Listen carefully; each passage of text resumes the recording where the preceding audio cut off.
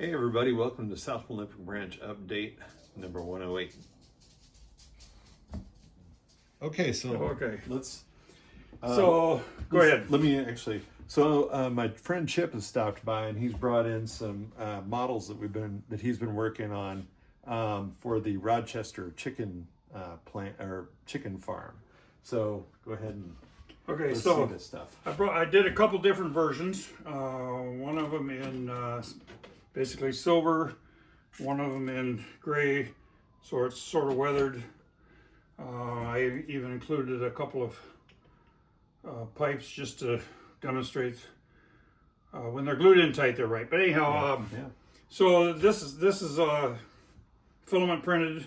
This is the silver version. This is the gray version, and I actually think the gray one, the detail turned out better, but I like the silver one because it shows what's new. The problem with this particular version model is the base. With my filament printing, things that are that tight, I tried at least 5 different ways to print it. I'm going to zoom in on it a little bit. Yeah, go ahead. And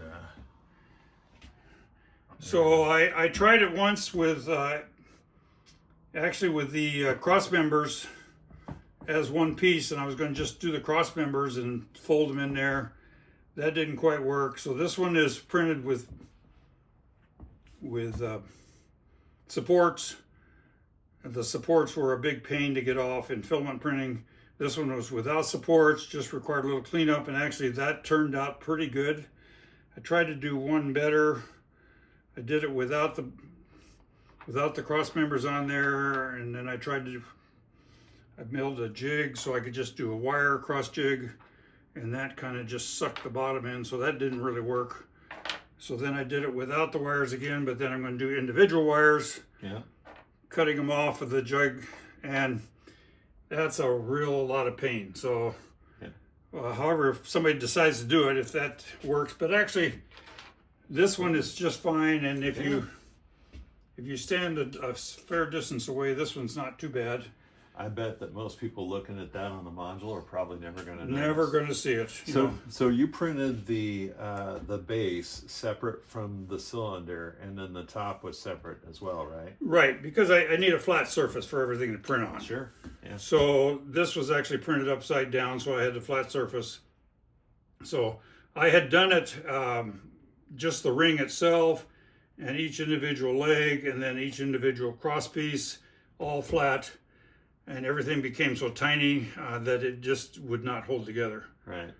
So this is the ideal one. This is printed without supports, and this one turned out quite well actually. That printed without supports. Without supports. That's impressive. And the deal is, if you can get above 45 degrees as you're coming up, I did thicken it this way just a little bit. These are 2 inches thick and these are 3 inches thick, so that helped a little tiny bit. Okay. But in HO scale apparently. Yeah, in HO scale. Yeah. Because then I can get 3 passes with the nozzle instead of just 2. Yeah. But anyhow, what size of I don't know what to call it. The nozzle. I'm using a 0.4. 0.4. Okay. I use a 0.4, but I use a 0.2 layer height. Okay. So almost everything I do is 0.2 layer height. So the ribs is supposed to be corrugated. Yeah, right. I draw them square, and then I let the machine do round because that's what it does.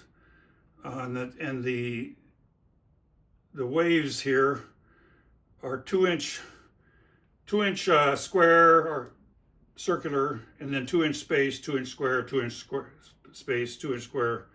So then I just repeat it all the way down, and that gives enough corrugated ribbing.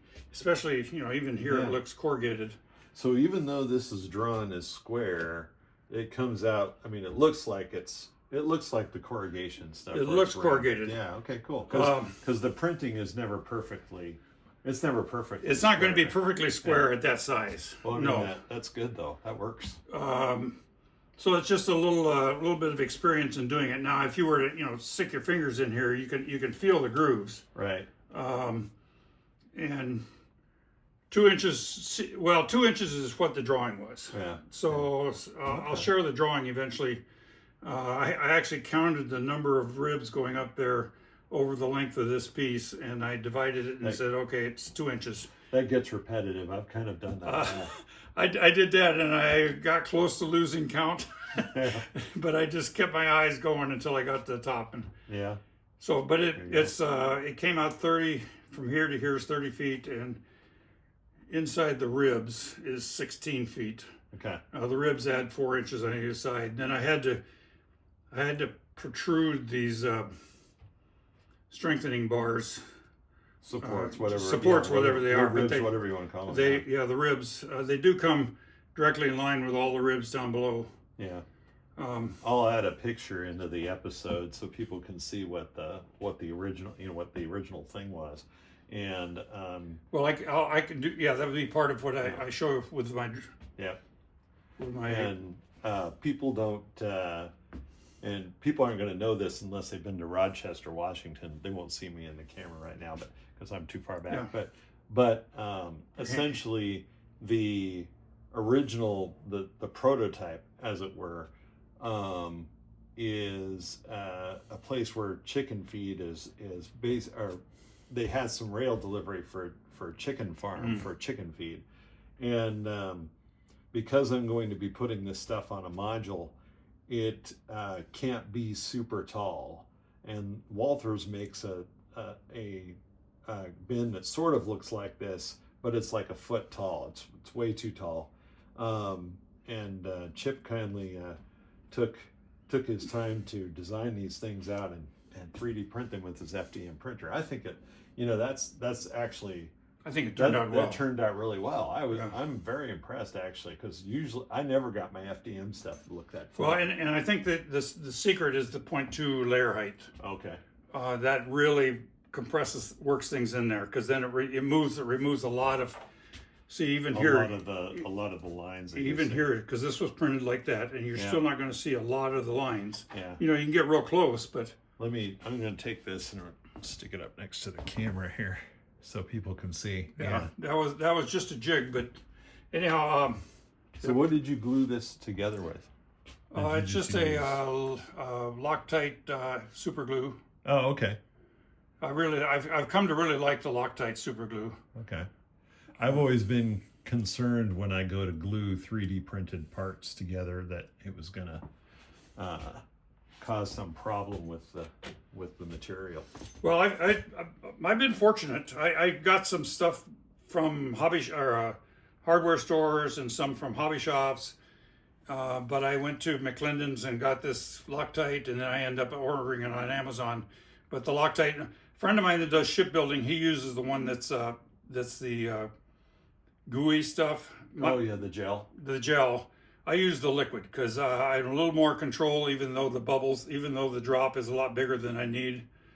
Sometimes I can smooth it out, but and then when I'm trying to put things together like this, I actually do use a spray to solidify it. I'll do one at a time and spray it, and then it's down tight. I mean, the metal looks good, but boy, that's a lot of work. That's a real pain. Yeah, your jig would make it better, I would think, but this is a good start. But then when you come back the other direction, then it has to bow just a little bit, and then you got to get the bend just right, and then it's so on top of all of it, you can't get the plate in the middle. And in the picture, they had a plate. Yep. I mean, with the now in looking at the picture too, from the one you sent me, the one you wanted, it looks like there's 4 other. Of the same thing. They're slightly different. Well, 2 of them are the same size, I think, on the far side, and then there's some bigger ones. Well, but there's 2 smaller ones of this design. Yeah. And then there's some different ones. Yeah, I mean, the 2 on the back side, we could do the similar. One of the smaller ones is a little bit smaller, doesn't have the ribs, but it's still corrugated. I'm just going to back off the camera a little bit.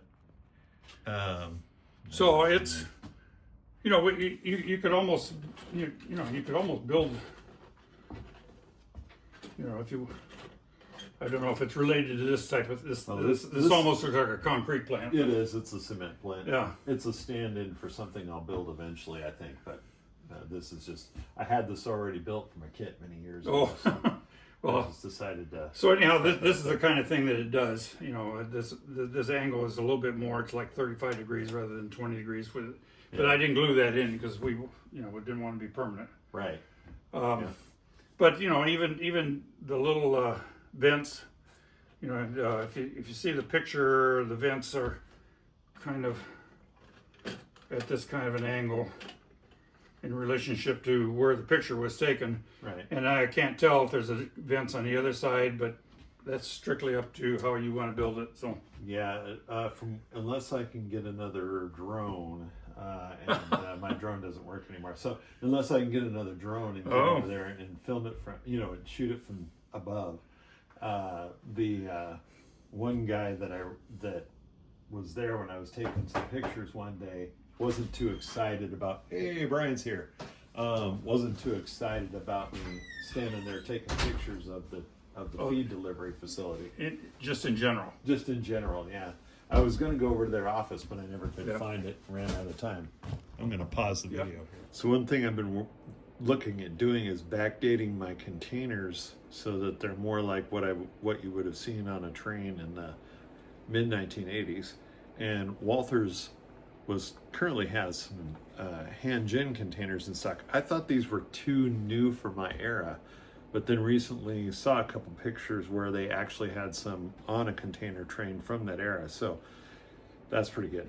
I was looking for some Transamerica containers, but Walthers doesn't currently have those. And the ones I find on eBay, well, the shipper seems to be a little unreasonable with their shipping, but we won't get too much into that.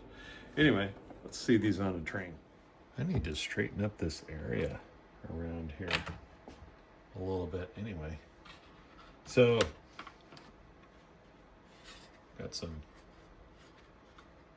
I saw some of these at a local shop too, and I almost bought them, and then I realized they had the web address on the container, and I went, no, that's too new. So let's see how they fit.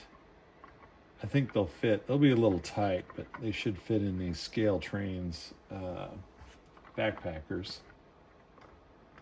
Yeah, that is pretty tight. And they're super light. I'll have to put some weight in these things. It's pretty easy to do. I think you guys have seen me do it before. You just spread the bottom off of it and you can stick the weights on the inside. These will work though.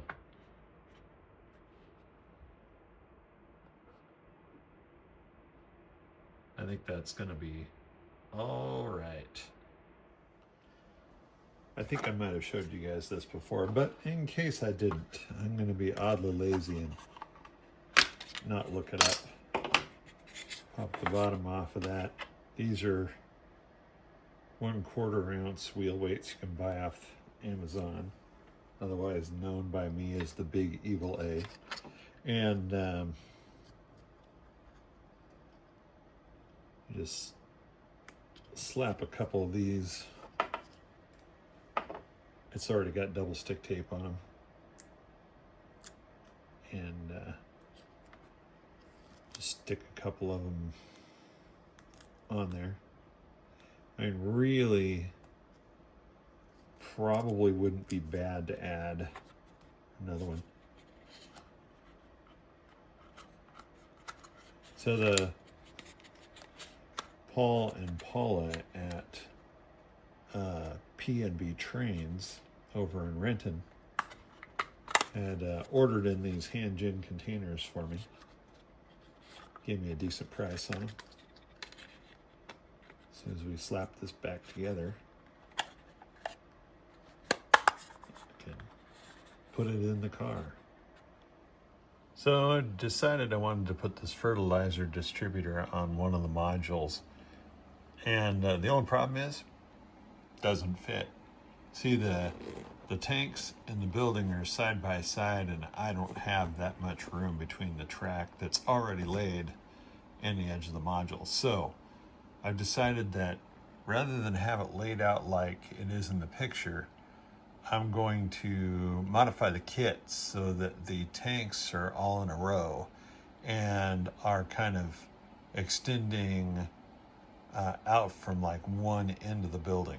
And if that doesn't make sense, well, you guys will hopefully see the result by the end of this episode. So one of the first things I did was fill the holes that are on the one side panel of the building here, because that's not going to be adjacent to the tanks. It's going to be on the track side or the outside of the module.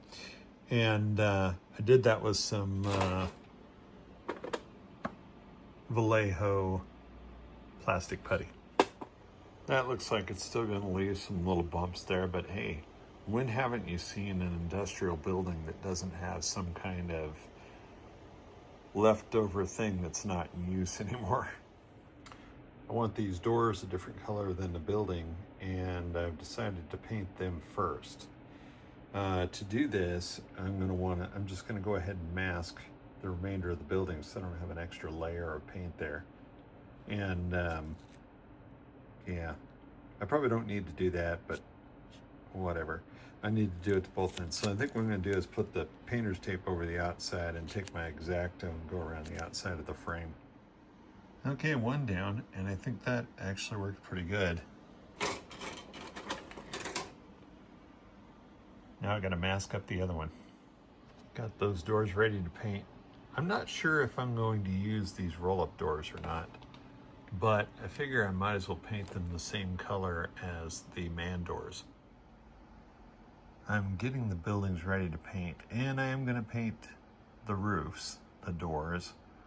I don't think I'm going to paint the window frames. I'm waffling on that a little bit. And so all this stuff is taped down to this piece of cardboard, so it's ready for its coat of paint. I'm gonna go with Insignia White AS20 for this stuff, and we'll see how it looks in a few minutes.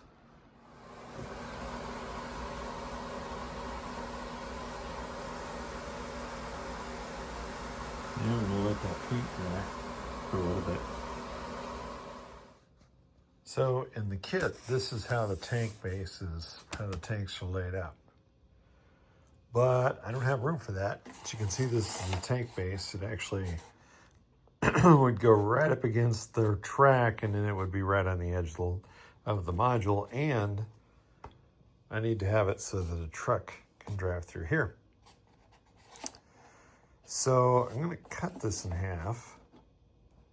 I was just trying to decide whether I was going to orient it this way or the other way before I do that. And looking at the way that it lays out, I think I'm going to do it this way. Now, this piece could be on either side of the shipping building, but I'll probably put it on this side. So I'll cut this tab off of here, and then I'm gonna split this plate right down the middle. I also decided to trim the lip off of this side, since I'm gonna split it this way, and this piece is gonna rotate around and join up with that. Score and snap, successful. Now let's turn this around and see how it matches up. Obviously the edges aren't perfect, but after I glue it together, I can fill that in with the putty. And I still have to cut off this tab. That didn't break as cleanly as I had hoped, but once I sand it down and paint it, hopefully it won't show up. the leftover material that I trimmed off to make the seam go together isn't, of course, long enough to make the lip that I need to match up with the other side. So it looks like 40 by 80 should do the trick.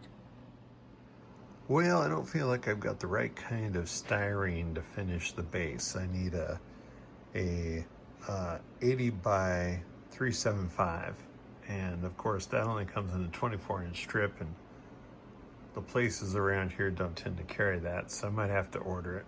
Either that or I'm going to have to compromise and use something I didn't really want to use.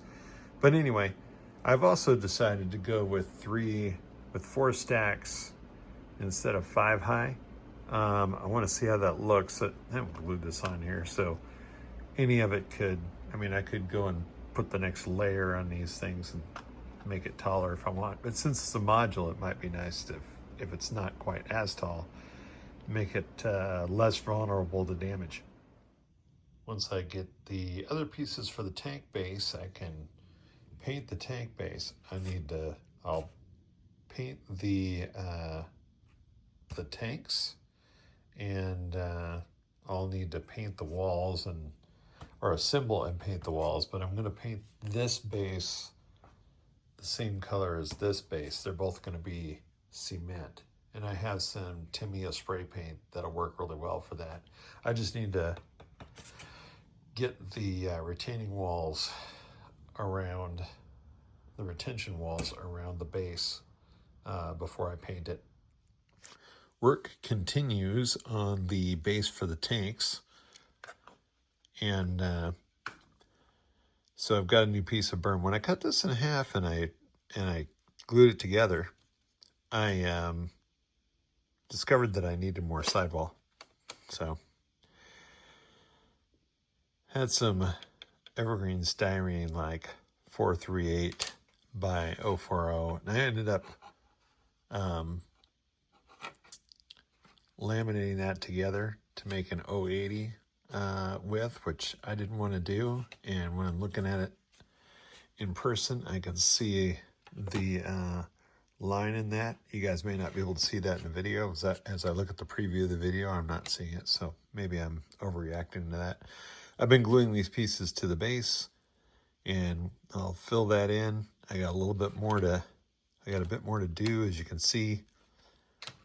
Once I get that done, then I can paint it the cement color, and I'll be on to the next step. I took the dogs for a walk on the interurban trail, which leads through the valley in Kent.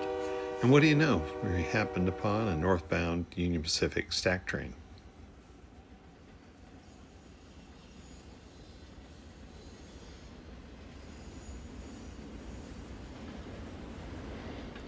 Now I've masked off areas of these bases that I don't want painted, and you can see that I've basically, I think I've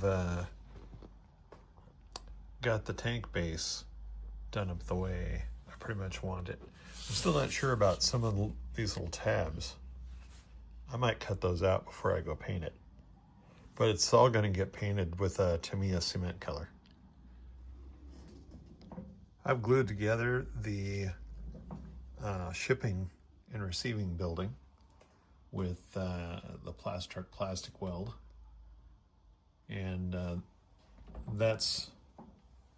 masked off the doors that I painted before, and so that's ready to get some paint too. So are the walls of the office building. Okay, so with light sea gray, and it's been a little bit, so it's time for kind of the unmasking. Now this is kind of sloppy masking, but that's because I was just trying to protect areas where I would apply glue. So that's gonna look, I think it's gonna work out fine. While I was in a painting mood, I shot the buildings with olive green. I didn't want the same color as is on the box. This is a little different. But it looks like I got a little light near the top.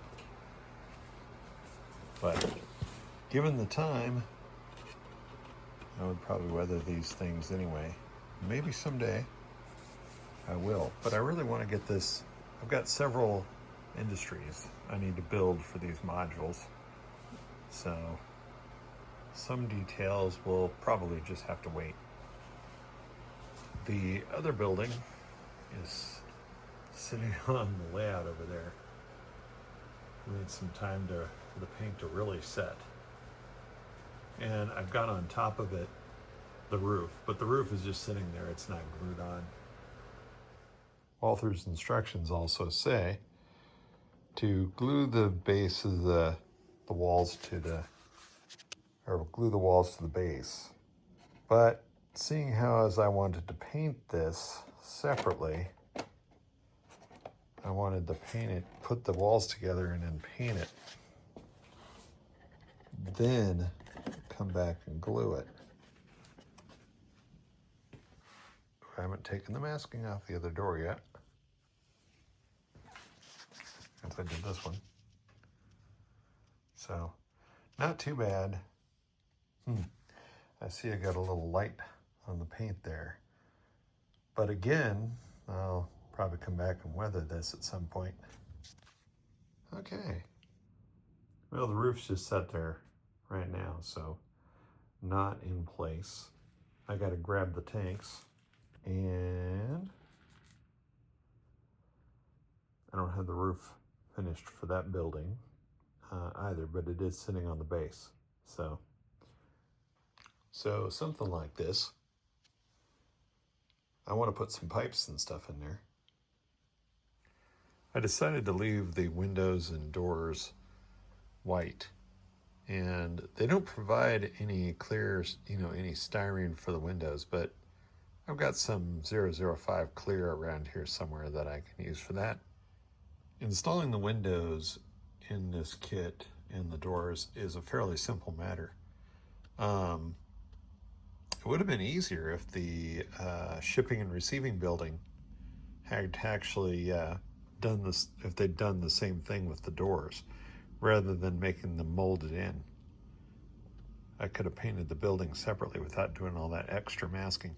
Earlier, I painted the roof and I glued it together, and there's some downspouts and stuff that come with this building. I'm not going to put those on yet until I decide if I'm going to do more interior stuff. After the paint thoroughly dried, a lot of the variation in it that I saw earlier went away. So I think I can actually skip doing another coat on these things. So I finished building and painting the new berm. I've got the tanks set in here temporarily. I've just got to work on piping for this, because the piping, came in this kind of form factor. So I think I'm just going to build some brackets and put them in here and paint it and call it good. And some people would wait for somebody to come along and tell them how to do it right, the way that the prototype would. Since I don't know that there is any one way to do it right, I'm just going to do it and let somebody come around and tell me I was wrong all along. And big whoop, it's done, right? We'll be able to run trains in there, deliver freight, and people will have a good time. So, at least I hope so. Anyway, I'm going to call that it for episode 108 of South Olympic Branch Updates. I hope you guys have enjoyed this episode, and hopefully, I'll actually work on this some more in the next episode. In the meantime, take care and have fun with your trains out there. Bye-bye.